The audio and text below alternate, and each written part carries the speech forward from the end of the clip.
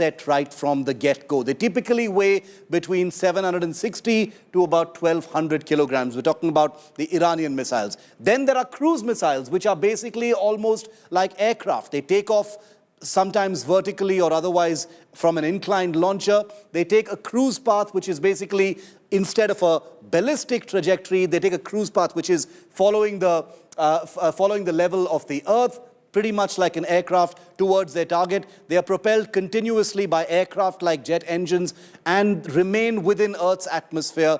They can be maneuvered, they can be guided quite a bit, unlike ballistic missiles. They typically weigh, in the Iranian perspective, about 410 kilograms. Apart from these long-range drones, which are capable of being navigated across long distances towards their targets, are another weapon. They're much more slow-moving. They're similar to cruise missiles, but they're smaller, less complex, but much more maneuverable. They typically weigh far less than ballistic and cruise missiles. These have been used not only by Hezbollah and Iran, but also by the Houthis, which have brought to bear quite a bit of such weaponry towards Israel. I want to bring in India today's Gaurav Sawant, who has reported from this region extensively. Gaurav, we've just told our viewers about the kind of weapons that Iran has brought to the fight since last night, ballistic missiles. They also have other capabilities that they have shown off through their proxies, the Hamas,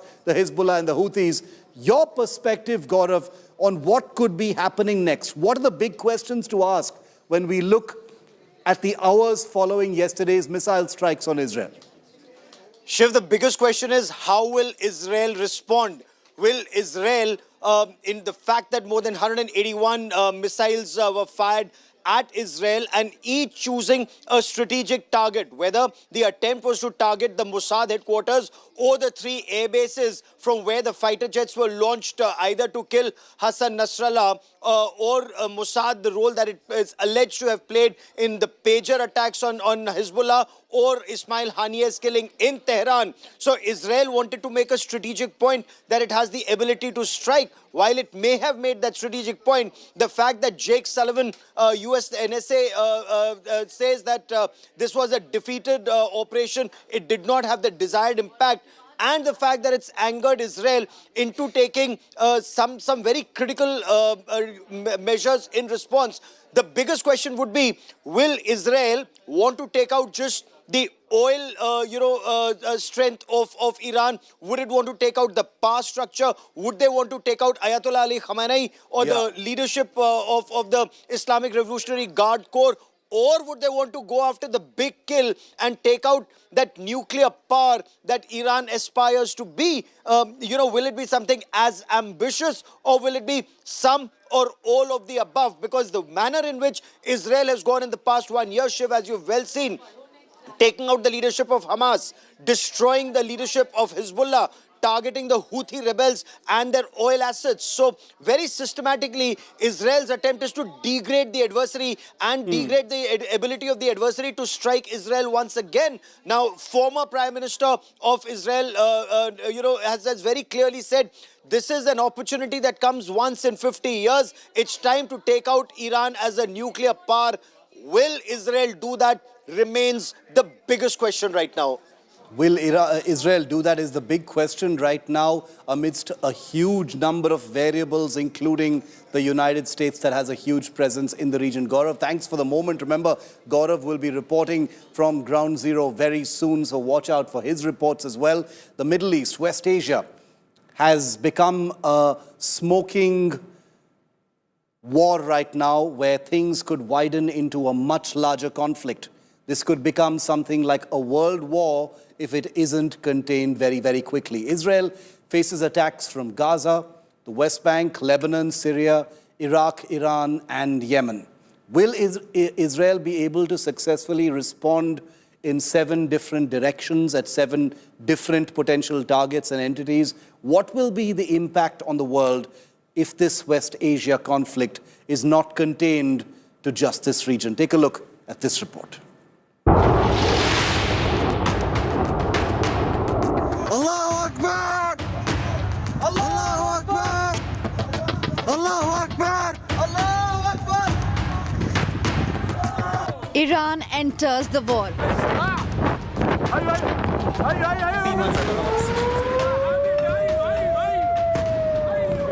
Firing nearly 200 missiles into Israel on Tuesday.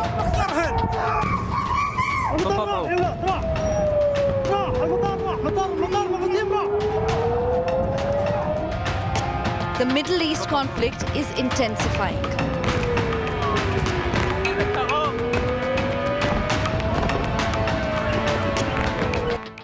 איראן עשתה הערב טעות גדולה. Iran made a big mistake tonight, and it will pay for it.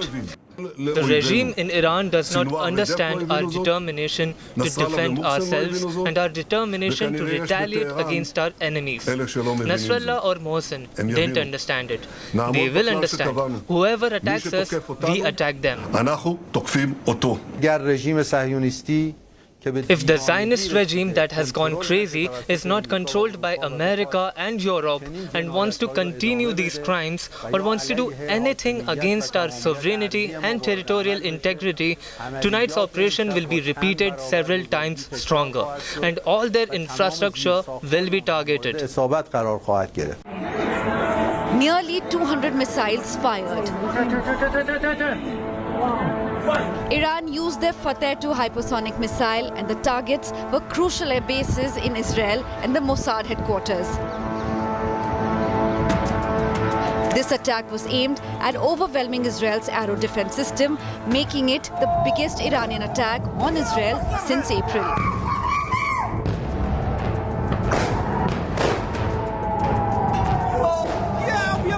Seven nations in West Asia are now fully embroiled in a multi-front war. But there are three sides to every war: the good, the bad, and the ugly.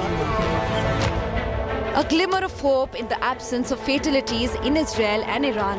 The successful interception of missiles is a big boost for Israel, and its multi-layered defense systems prevented the major loss of life. Iran's attack could force Israel to turn up the heat on their rivals. The IDF's Gaza and Lebanon raids are on in full swing, and this will undermine ceasefire proposals there.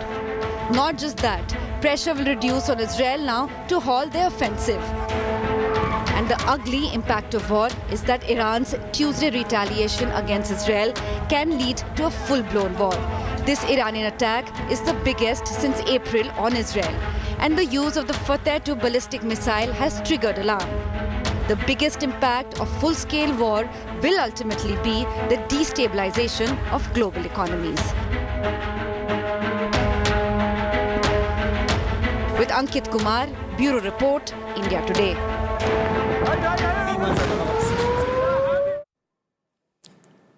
And as part of our continuous look for voices to get us through this story, to explain better what's happening, you've just heard from the ambassador of Israel to India, Reuven Azar. Now we have live with us Kobi Shoshani. He's the Consul General of Israel in Mumbai. Kobi, welcome. Thank you very much for being with us here on India today. It's a difficult time. It's the Jewish New Year. So first of all, a very happy New Year to you. I wish these circumstances were different, for your country, for the region as well. What kind of damage, my first question to you, Kobi, is what kind of damage has been done on the ground? There are all kinds of claims and counterclaims as to what Iran has managed to do last night by firing 181 missiles into your country.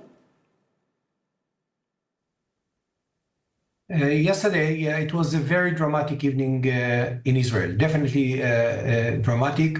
I spoke to Israel. I have a family in Israel. Most of them, all over Israel, were in the shelters. Don't forget that tonight actually is the New Year Eve of the Jewish holiday. According to the Jewish tradition, this year is going to be the universe, the birthday of the universe. The God created the world. And it's a very happy days in Israel. Most of the people were more than 2 hours in a shelter all over the country, from south to north, from the center and to the west. That was the situation. As you mentioned before, 200 ballistic missiles sent from Iran. I don't know how to define it as a failure or success. I think it was a completely big failure of the Iranian technology. We are intercepted most of the missiles. And it showed and it strengthened the relations between the United States and Israel, and of course other allies, to understand the risk of Iran, the negative role that Iran plays in the Middle East. That was the most important thing. Now, concerning the reaction, it's going to be, and our Prime Minister make it very, very clear. Reaction will come. Sorry, because of such incident, severe incident. And don't forget that last night it was also a terror attack in Israel, when 5 Israeli killed or murdered by a gun machine in the center of Tel Aviv. That was our life today in our new year.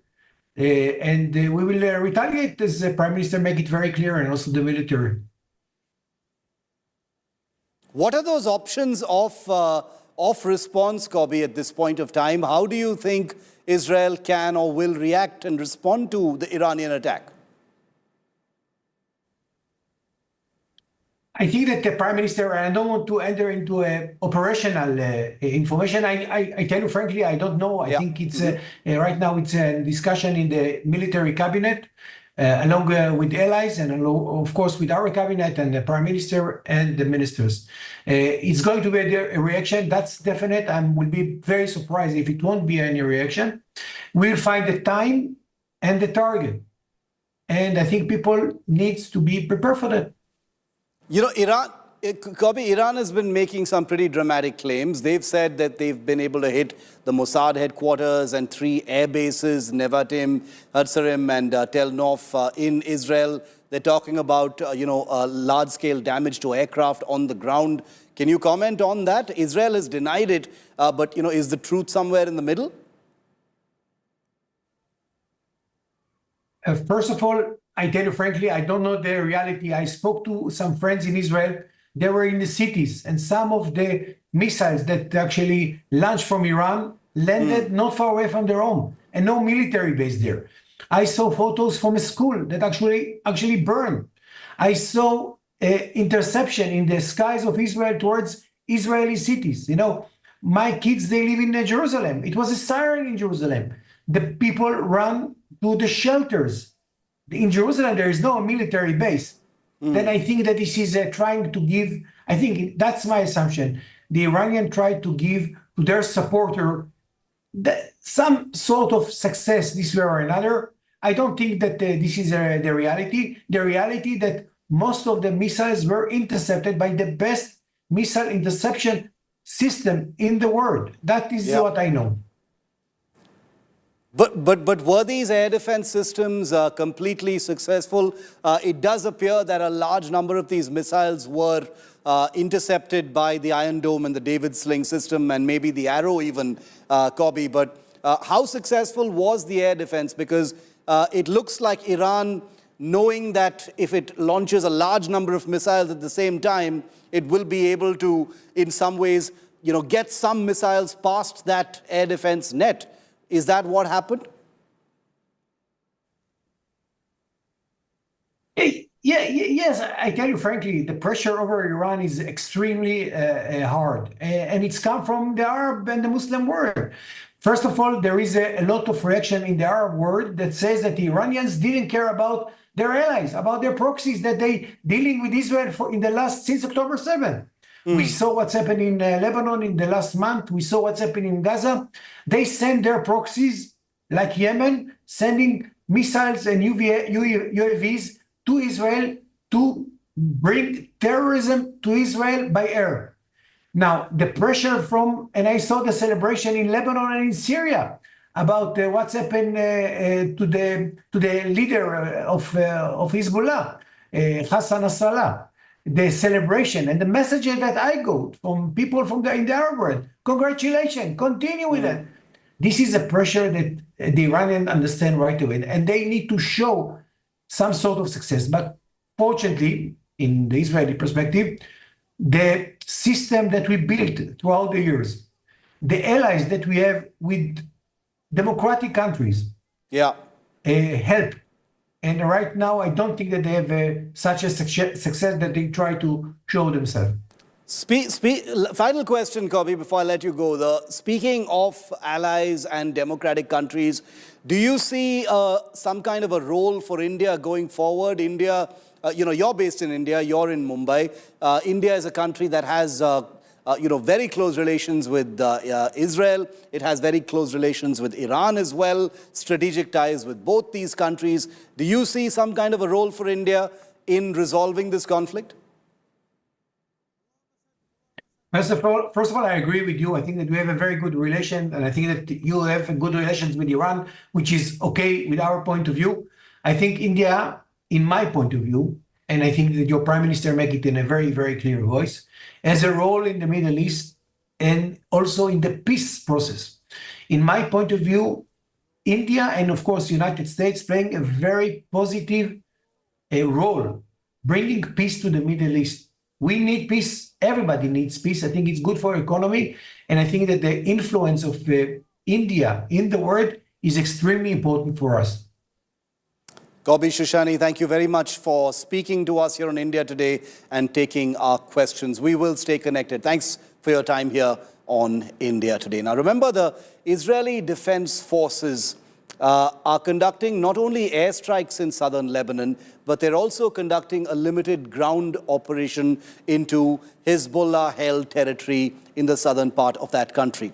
The Israeli Defense Forces has led a successful incursion to expose Hezbollah tunnels, very much like the tunnels that were seen in Gaza. These tunnels often cross over the rugged mountainous terrain of the Galilee region to penetrate into Israel. Back in 2018, the Israeli Defense Forces exposed 6 offensive tunnels built and excavated into Israeli territory under Operation Northern Shield. 6 years later, they've once again laid bare the extensive network of Hezbollah tunnels that connect the central headquarters in Beirut area and the logistical operational rear base in the Bekaa area in southern Lebanon. Take a look.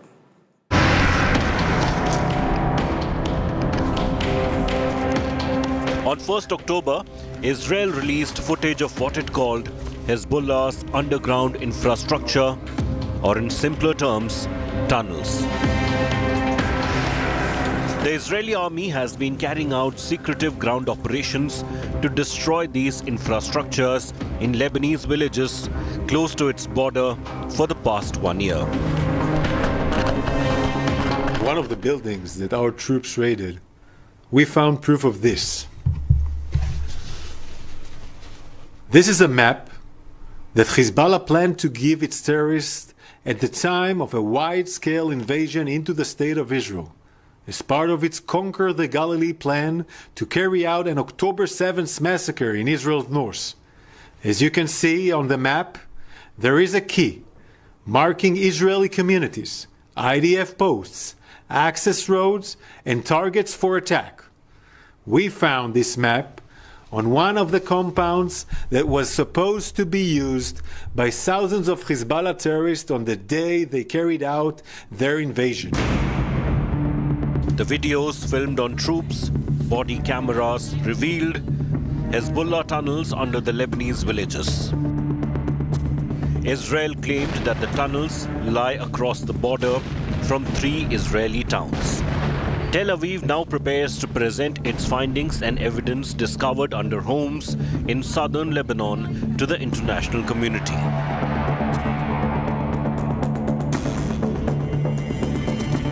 Hezbollah planned to launch their October 7th attack from villages across southern Lebanon, where they have been building up their arms capabilities and forces for the last 2 decades. Hezbollah also dug tunnels under homes in these villages close to the border with Israel.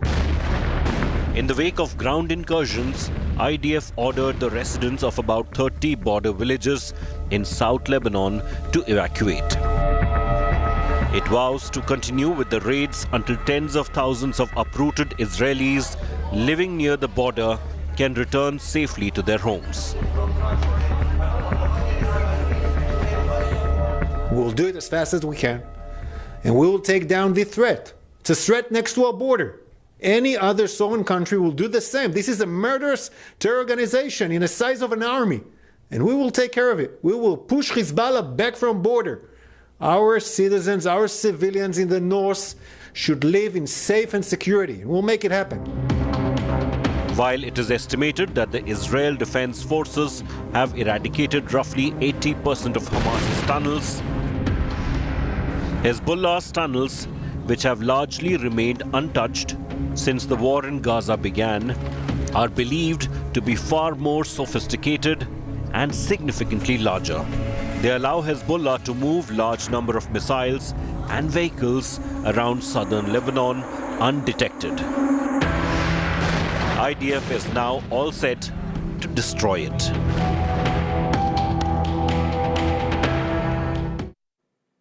So you've seen what's been happening through these ground operations and airstrikes in southern Lebanon, the concerns from the Israeli side about pushing the Hezbollah back. But we take you completely up close to exactly where the Hezbollah headquarters is. India Today's Ashraf Wani was there just a few moments ago to send us this world-exclusive ground report from the site where the Hezbollah operated from, and not very far from where Hassan Nasrallah, the leader of the Hezbollah, was killed in an airstrike just a few days ago. Take a look at this. I'm currently standing and am the first international journalist from India Today who is at the Hezbollah headquarters here in South Beirut. Behind me you can see this was the 6-story building when Sayyid Hassan Nasrallah, the Secretary General of Hezbollah, was taking a meeting of his commanders in the basement, which was underground almost 15 feet below the ground, where he was taking that meeting. 2,000 pounds of bombs dropped on this building by the F-15 warplanes, which completely brought this building on ground. And after the efforts for 4 days, finally the body of and we would like to take some details from here of the Hezbollah leaders, what really happened here, and what happened after this blast, and what was its impact not only here but also in the periphery. In fact, since then there is regular airstrikes in this area, suburbs of Beirut, and today on Wednesday, 7 airstrikes were carried out by the IDF. Yesterday, a television station was targeted. Its compound was targeted, that collapsed in that attack, and today a communication tower has been targeted in this area, and we are facing the internet problems in this particular area here in the Beirut. Ashraf Wani for this World Expo for India Today. I'm currently standing here in the street of Beirut. This is the main highway of Beirut city, and you can see on the right side of me a long queue of the motor cars. These motor cars are not parked here, but actually the families with their car have left after our Wednesday evening, when there was a series of attacks from Iran as well as from Hezbollah on Israel. The people are in the fear, and that is why for last many days, since Friday, they are spending most of the nights in these open areas so that they could not become the victims of the Israeli targets. During the night, 4 aerial strikes were carried out by Israel in the suburb of Beirut, which is the stronghold of Hezbollah, but the local population has already evacuated from that area, and they have moved to some other safer places. In the vicinity, the people who can't afford to leave their homes during the night period, they come out in the cars, then stay for the night in the open, and when the day begins, they again start their work and try to be in the safer areas. But despite all this, the people here in the Lebanon, particularly in the Beirut, now believe that there will be more such aerial attacks, which the Beirut as well as the South Lebanon is witnessing since last many days will intensify. Ashraf Wani for India Today in Beirut. But what are the precise targets in Iran that Israel could actually strike back in its response? Because the one thing that is clear right now is that Israel cannot just sit and ignore what happened last night. So what could it possibly do? I'll show you with a global expert up next.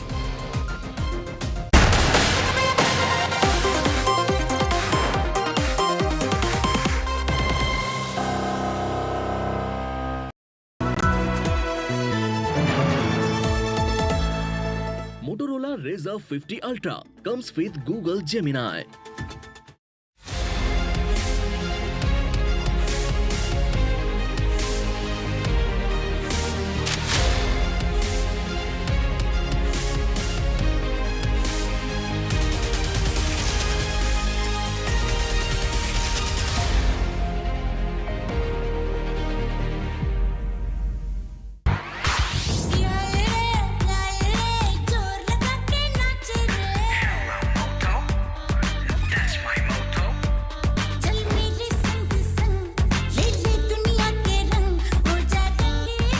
Rangila Re with Motorola's incredible range of smartphones. Hello, Moto. Maharashtra election is such a thrilling story to tell. Conclave is a living, breathing experience of just that. You've had the leaders of all 6 sides present their case to you. मुख्यमंत्री का खाली Facebook live करने का काम है क्या? अरे मुख्यमंत्री ने जाना चाहिए फील्ड पे, लोगों से मिलना चाहिए. ये मुख्यमंत्री का काम होता है. You go to the farmlands of Maharashtra and they will tell you that Uddhav Balasaheb Thackeray is the only man who stood with us in our toughest of times. उनका ट्रैक रिकॉर्ड रहा है. उन्होंने हमारे coastal road को रोका, उन्होंने हमारे airport को रोका. तो रोकने का उनका एक एक्सपीरियंस है. हालांकि उनकी सरकार आने वाले नहीं. Real issue is joblessness. This government has failed to create jobs. I wanted to stand by a 83-year-old man who believed in something and I was not going to cow down to a bully. ये बगावत वगैरह कुछ नहीं की. अभी वो जो issue हुआ है उसको 1 साल हो गया. वो बार-बार उठाने की कोई जरूरत नहीं है. We hope that we've done our job well, so you can choose well.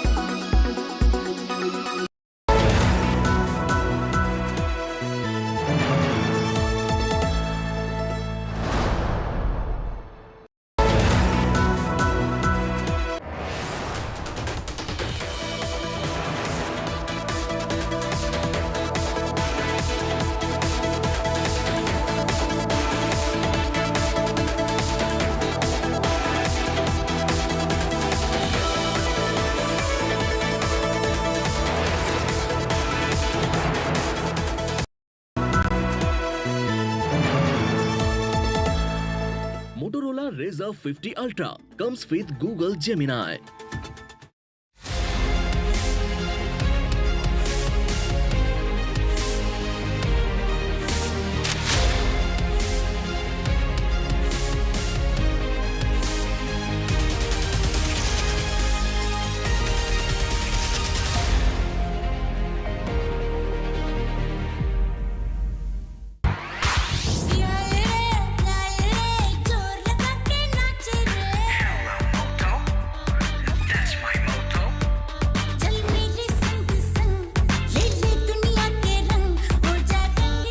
Hoja Rangila Re with Motorola's incredible range of smartphones. Hello, Moto.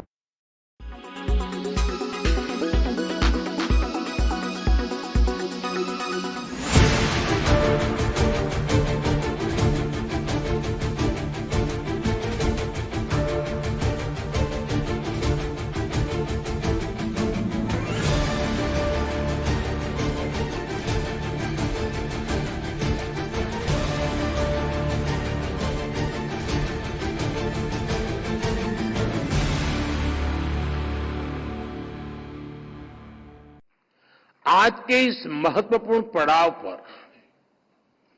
आज स्वच्छता से जुड़े करीब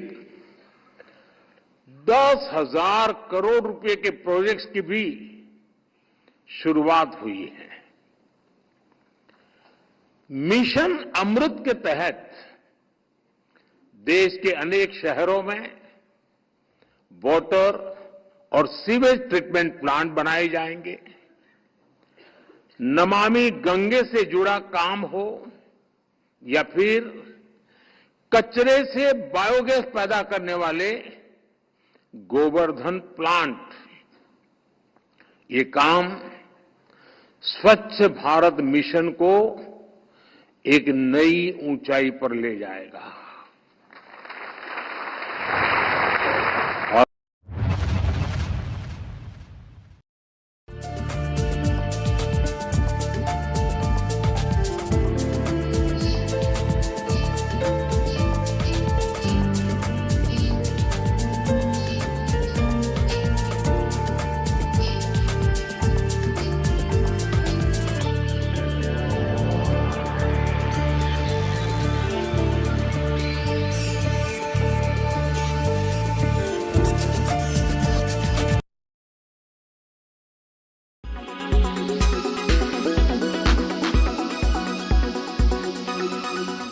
Make your media plan smarter with India Today Live TV on your connected devices. Amplify your brand with 100 million smart internet viewers. To advertise, mail us at sales@aajtak.com.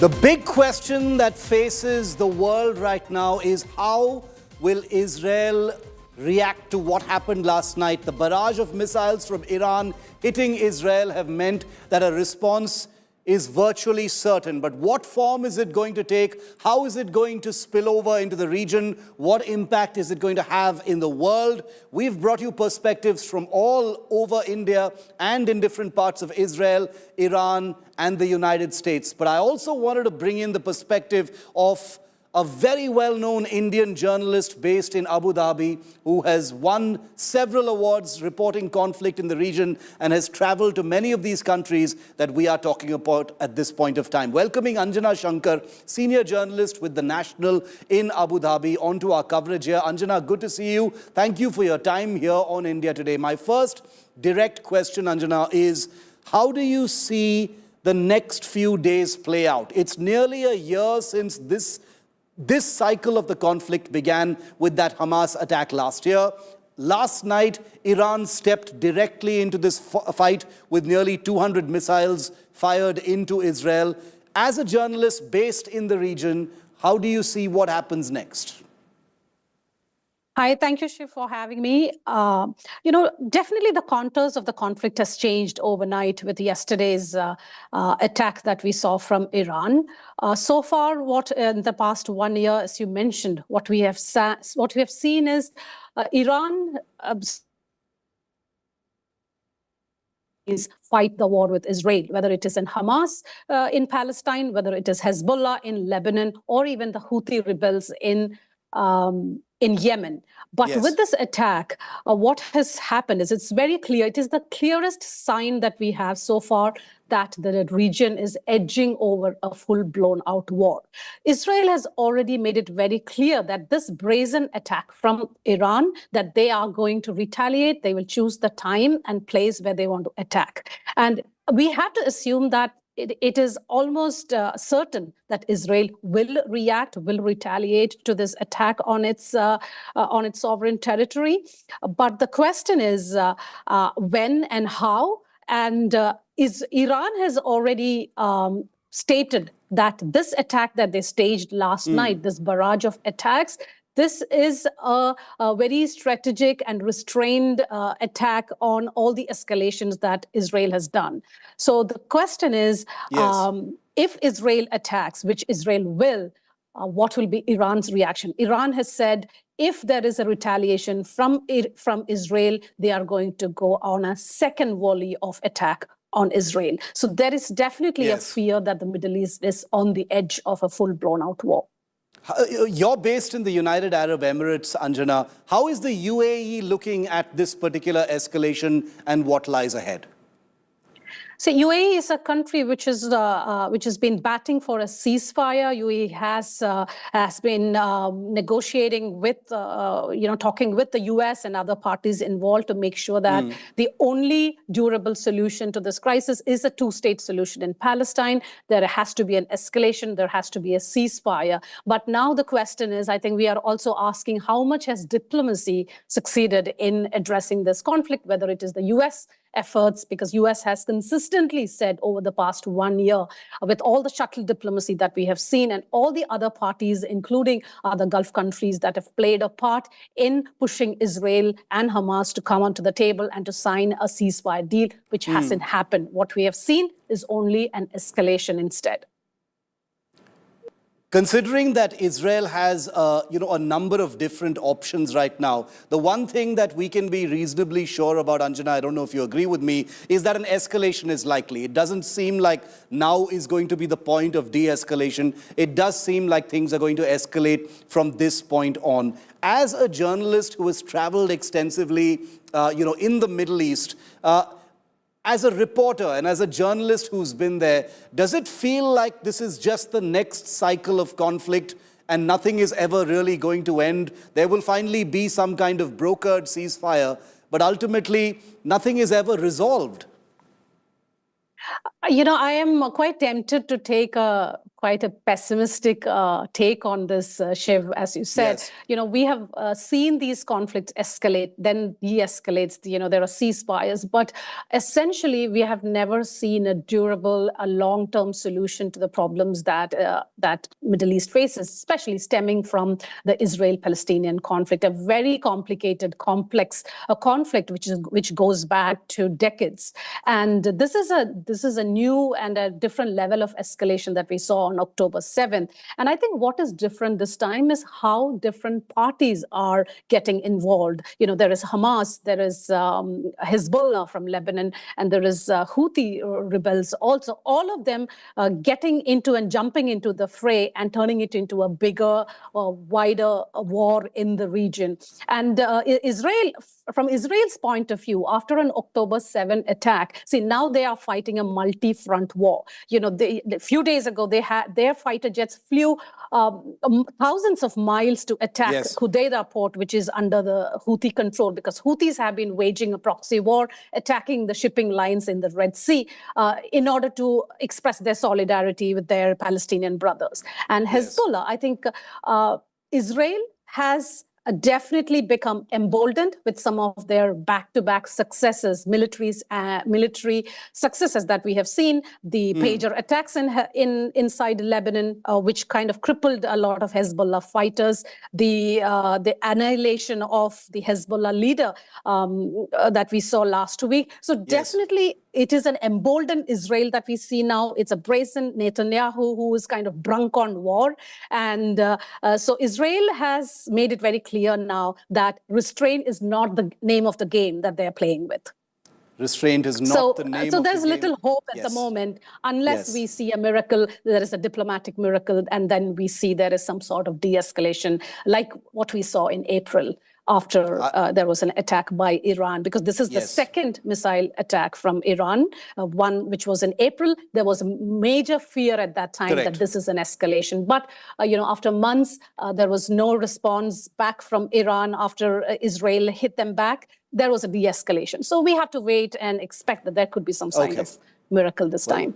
I agree with you. Restraint doesn't seem to be the name of the game, and especially with Israel seeing, American pressure forcing restraint in April, not being the same kind of pressure that they're facing now, means that an escalation is virtually certain. It's only a question of what form that escalation will take. But I think, Anjana, we're going to hear much more from you in the days ahead as we continue to decode this conflict with voices such as yours in the region. For the moment, though, thank you very much, Anjana, for your time and your inputs on this unfolding story that has an impact not just on the region, but all across the world. We're taking a very quick break, but our coverage of the conflict continues with Gaurav on the other side. Stay with India Today.